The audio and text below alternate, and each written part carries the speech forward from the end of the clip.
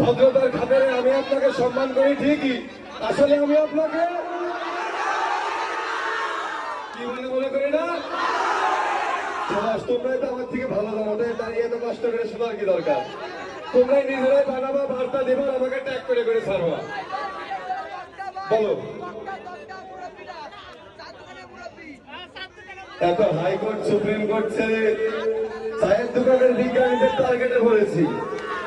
মুরব্বীদের ঘুমানোর খাট নেই, পিঠের নিচে তক্তা, তলাটে বসে ভাত ধরে যেন ওরাই প্রধান বক্তা।